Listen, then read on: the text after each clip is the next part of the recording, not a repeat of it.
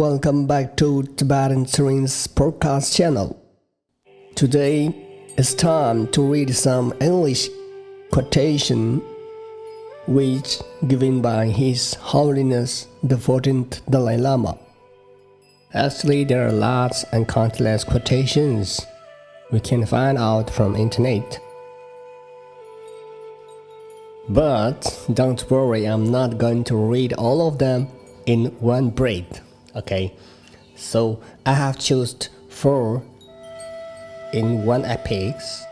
So enjoy it and try to practice it and think about it. So that can change your life, can make your day, can peace your heart.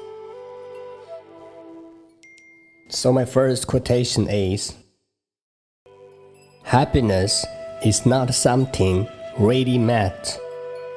It comes from your own actions. Be kind whenever possible. It is always possible.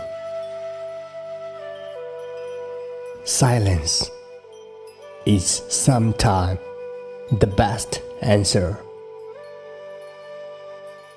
So my last quotation is: nothing is permanent. In the very conclusion, I would like to say thank you for your kind support and listening my podcast. Until then, see you in next epics. Take care. Peace.